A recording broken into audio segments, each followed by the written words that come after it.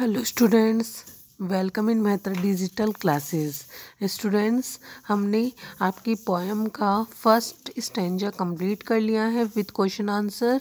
Today आज हम पढ़ने वाले हैं stanza number second. Okay students, आज हम पढ़ेंगे स्टैंजा नंबर सेकेंड। तो स्टैंजा नंबर सेकेंड का फर्स्ट पैराग्राफ देखिए ध्यान से, पेज नंबर 152 है। ओके स्टूडेंट्स, तो देखिए first paragraph, second stanza.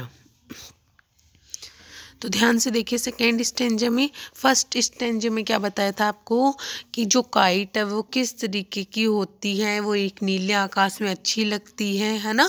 Kite के बारे में आपको सारी बातें बता दी थी। अब और भी काइट के बारे में ही है, ये पोएम पूरी काइट के बारे में ही है, ठीक है, पतंग के बारे में, ठीक है। तो देखिए आगे क्या होता है, यहाँ से देखिए।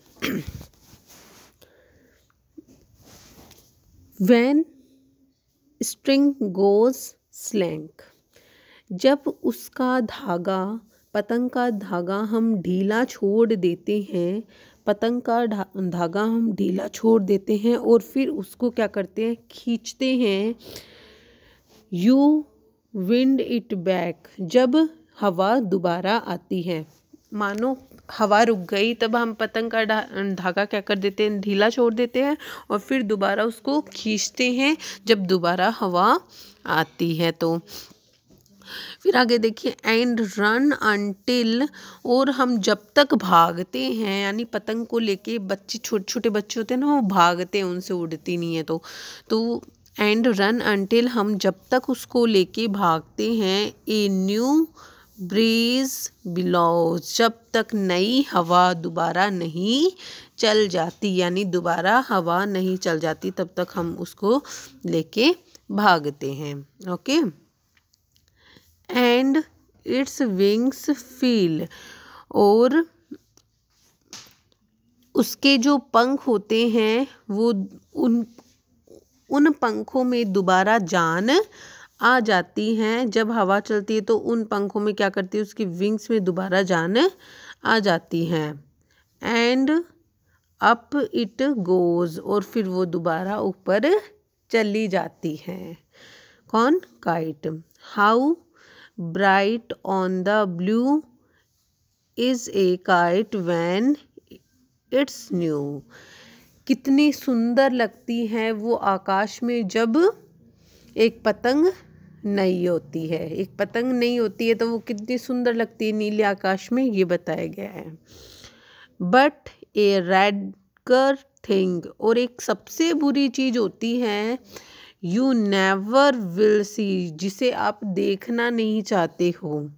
व्हेन, जब it flops on A string, जब उसके पंख, जब उसकी फड़फड़ाने वाली जो पंखुड़ियाँ होती हैं, वो पंख in the top of tree, string हो जाती है, फंस जाती हैं टॉप ऑफ द ट्री, पेड़ में जब उलझ जाती है उसका तागा, वो पतंग उलझ जाती है तो आपको कितना बुरा लगता है। ये बताया गया इस पतंग के अंदर, वो चीज़ आप कभी भी नहीं देखना चाहते हो। ओके, लिख रखा है ना, यू नेवर विल सी, आप उसे नहीं देखना चाहते हो। ओके, आई होप आपको ये पोएम अच्छे से समझ में आ गई होगी। तो देखिए स्टूडेंट्स, अब करेंगे हम इसके क्वेश्चन आंसर, इस स्टेंजा के क्वेश्चन आंसर। ओके, आपको टेक्सुअल क्वेश्चन आंसर नहीं करने हैं लर्न, और आपको सिर्फ यही क्वेश्चन आंसर अपनी नोटबुक में करने हैं और इन्हीं को लर्न करने हैं। ओके स्टूडेंट्स, फर्स्ट स्टेंजा के क्वेश्चन आंसर और सेकेंड स्टेंजा के क्वेश्चन आंसर। ओके, नाउ देखिए question number first, what is it in the first line. First line में इट का यूज किसके लिए किया गया था, काइट के लिए ना। तो आंसर लिखेंगे हम, it in the first line is the kite, kite के लिए इट का यूज किया था। सेकेंड देखिए, what happens when a new breeze blows, क्या हुआ जब नई हवा दोबारा चली। When a new breeze blows the kite goes up again, kite अच्छे से ऊपर चली गई, दोबारा ऊपर चली गई, अगेन दोबारा ऊपर चली गई। थर्ड क्वेश्चन देखिए, what is the redder thing, क्या सबसे बुरी चीज़ थी? पेड़ में फंसना ना। तो देखिए, a kite with a string flapping on a tree is the redder thing. ये सबसे डर्टी चीज़ थी, सबसे बुरी चीज़ थी पेड़ में फंसना। String in the tree, okay, string on the tree. अगला डी वाला क्वेश्चन देखिए, what is the opposite of the slack? Slack का अपोजिट क्या है? टाइट।